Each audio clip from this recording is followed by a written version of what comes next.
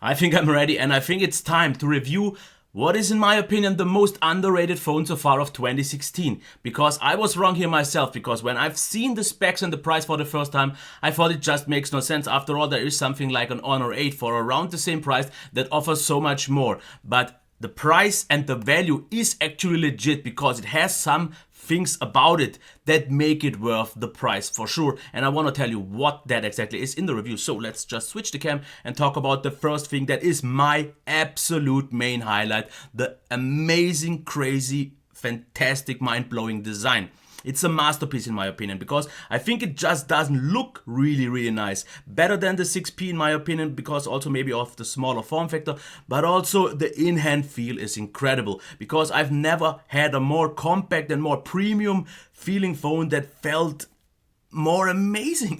It's really hard, and I'm almost speechless here, because we have the nice little curve towards the back that almost makes it feel like it would be curved all around, which it isn't. And then we have the nice little beveled edges that just make an appearance that I have yet to see in a better way, because it just feels so amazing. And with 5 inches, it's also very compact, because you can see the bezels are absolutely fine here, and we have the 2.5D glass, the super nice rounded curves everywhere, and I don't really know what else to say. I absolutely love this, and I think never held a phone that looked and were just nicer in hand. So yeah, that's all I have to say. Fingerprint reader, absolutely reliable, because on every Huawei phone they are, and the screen on time, as you can see, is still good. Not quite as good as on the best ones, but totally fine. We have the LED here, the camera. On the top, of course, the microphone and the headphone jack. On the left side, we have the SD card and SIM card tray. And on the bottom we have micro USB along with the speaker. No, not a second one for aesthetics. The only minor thing that I could maybe complain a little bit, if the camera will get it sharp, and it doesn't seem to want to, okay, is the slightly wobbling power button, because you can feel that wobble. It's not a big thing, but the rest is made on such an amazingly crazy high level of precision, and therefore this one stands out. But it's totally fine. Volume rocker though, and also the power button feel good. Very nice tactile feedback, so nothing otherwise to complain here. We have a notification LED, and of course we have the camera and the rest, and we have talked about the bezels, and I don't think I have to say anything more about the device in terms of design, because it's absolutely mind-blowing. Now about the display. Actually, same goes for here, because 1080p IPS at 5 inches, it's a lovely display, because Huawei just knows to calibrate their screens well, because you can change the color temperature if you want to quite granular actually, and it is already so nicely calibrated that I didn't have to change anything. It's also very bright. Sunlight variability was amongst the better ones, not the best ones, but still, and the colors just look right. The white is exactly right. The blacks are nice and deep. There is a minimal, just a normal amount of IPS glow, but the colors are so accurate, but still very vibrant and vivid. Just a joy to look at, nothing else to add here. So let's check the sound.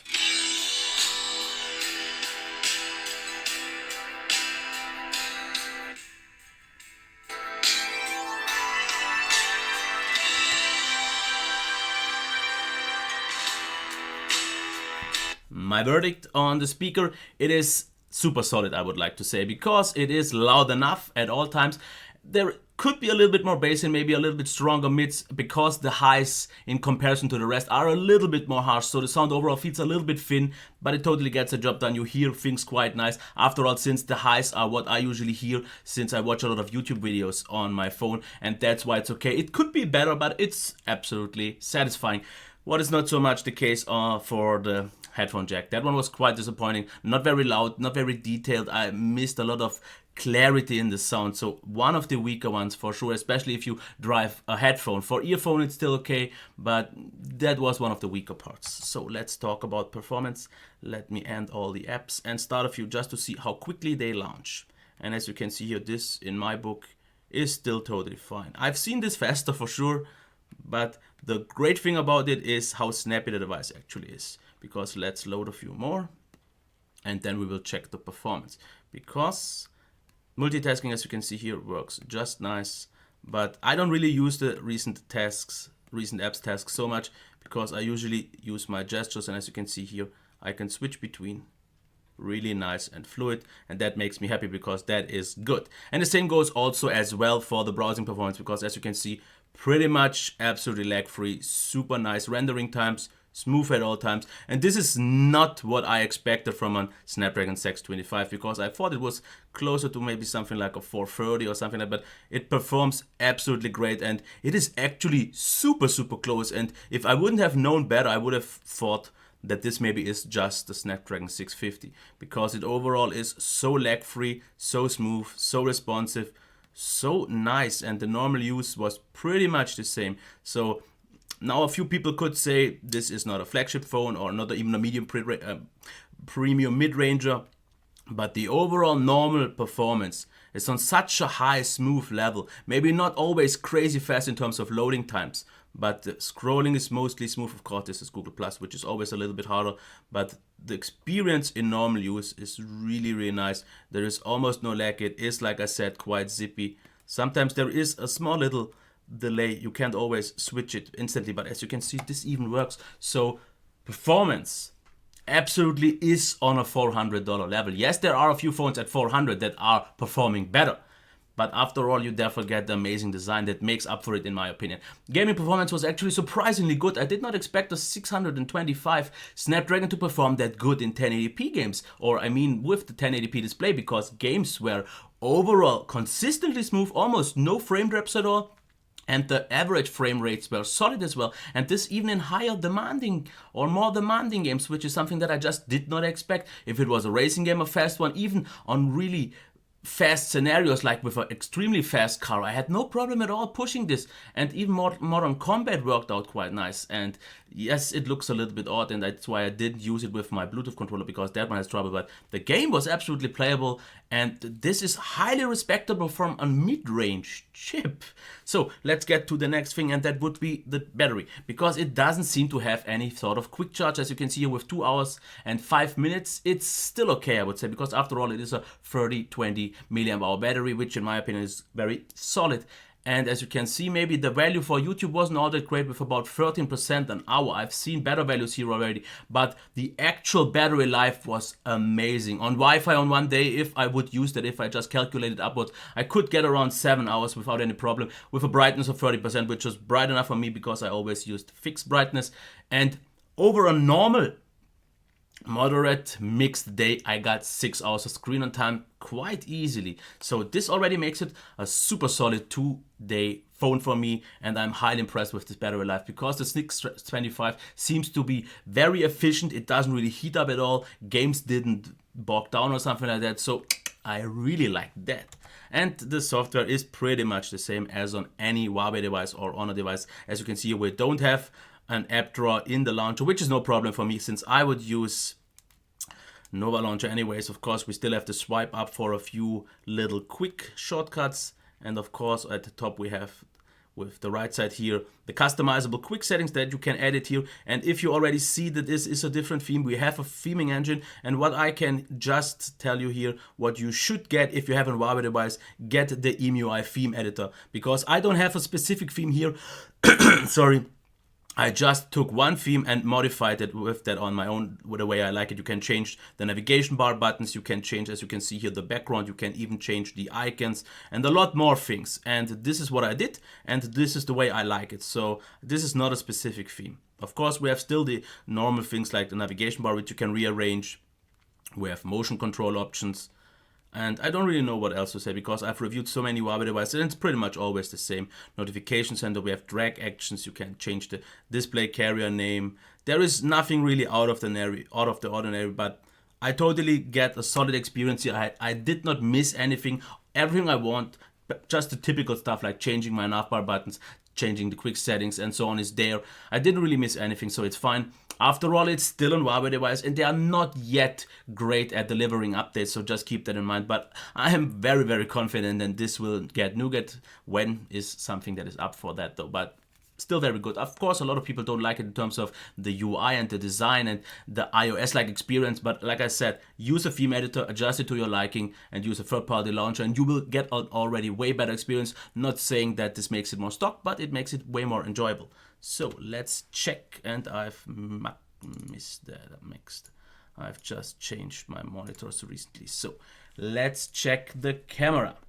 Selfies look, in my opinion, really nice and sharp. I did not expect it to be that good, as you can see here. Even if I go, wait, that was not right. Even if I go a little bit closer, as you can see here, there are still a lot of details here, which is definitely nice to see. Color seems right here. It's a little bit of some smoothness out there, but color balance seems very nice. And even indoors, this is still actually, as you can see, quite sharp for indoors with not at all that great lighting here. It's absolutely okay. Colors still maintain very nice. Absolutely fine. I can't say anything else. It is a really good selfie cam.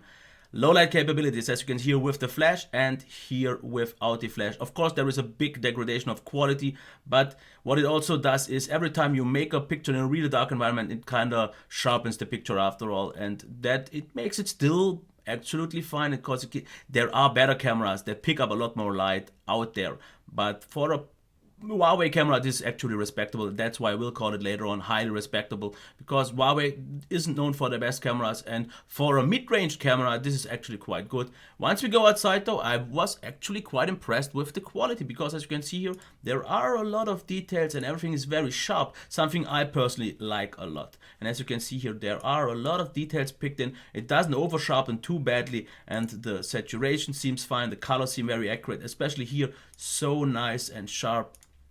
Absolutely nice. Autofocus worked well. Shutter times outside were absolutely fine. Of course, not quite on a flagship level, but the autofocus worked reliable. And everything else, the shutter speeds were good. The color balance seems fine. Seems accurate. So, an overall, definitely very good experience, and actually very close to a flagship. Maybe not quite there, but really close. And as you can see, especially with the clouds here, it didn't overexpose or underexpose anything. Here maybe sometimes a little bit, and what I noticed that sometimes if there's a lot going on the screen, which you will see later, it doesn't get it quite right. But especially here, this is still maintaining such a good overall picture I did not expect. And here once again, you can see the exposure is out of the box without any modifications. It's really solid. Same for here, very sharp, very nice, very good picture here as well.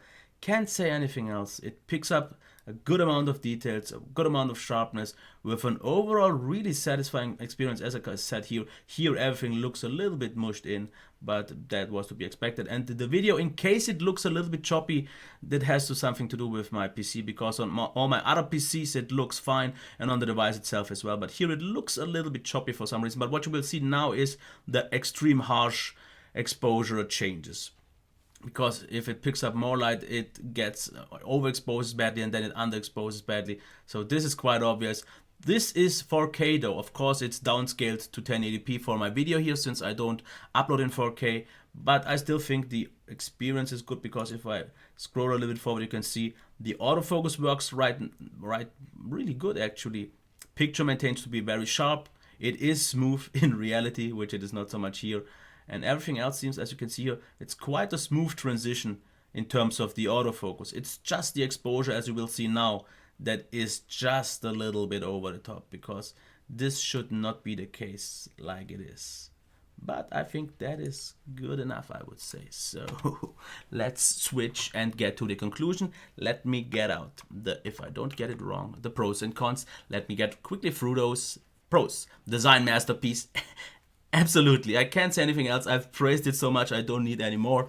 Beautiful display, absolutely satisfying, and it is on a flagship level without any problems. Super solid performance for games and also normal use. Not flagship level, but definitely more than solid premium mid-range quality. Great battery life, absolutely solid software. You have to get used to that, and the highly respectable camera for what it is. I've talked about that. And on the bad side, we have slightly top heavy, because I actually dropped it once. When I just lifted my pinky, it fell over. So it is a little bit top heavy, just keep that in mind. There is a left swipe delete thing. That is maybe just a problem for me, but it is a problem of this device, because if I use Swift key, there is this option if you swipe left and it will delete the word. And this didn't work so well on this phone. I had to make an extremely fast flick, way more than usual. Hard to show this on display because you wouldn't really notice the difference, but it is a thing here. So it was noticeable, and I've not had this issue in a long time anymore. Headphone jack quality is not all that great. UI not for everyone. No AC Wi-Fi, which is actually quite a bummer. We are down to 2.4 gigahertz, and That is not worthy of a $400 phone anymore. And then value for specs. And I have to put emphasis on value for specs, because I still think it's absolutely worth the quite high price of $400, because the overall qualities are on a pretty much flagship level. The design, this in my opinion should have been the Pixel. In terms of feel in hand, compact feel, premium feel, this could easily be a $700, $800 device like the Pixel is, but they just decided to use mid-range specs, and I actually think that this was planned to be the Pixel, and since they didn't go through with Google, I thought they just thought, why waste the design, let's use it in a phone. And since we have the P series or the P9 for example, we have already a flagship line, so let's just use it in a premium mid-range, and that's what they did in my opinion, and that's what you get for, and that's why I don't think the value is wrong.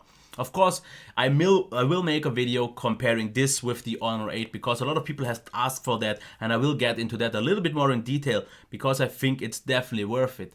Because at first, before I used this device, I said to myself, the Honor 8 just has to be better, because it's after all the flagship for the similar price, and it will be better. But this one is a legit competitor. It doesn't maybe offer so much of a great value, but it has different benefits that I think are to it. That was loud. Think that's good enough. The video is already a little bit too long, but it is what it is. I definitely won't redo it, and I hope you liked it. Still, give it a thumbs up, subscribe to the channel, leave the comments down below, and you know the rest. Have a nice day. Until next time, bye.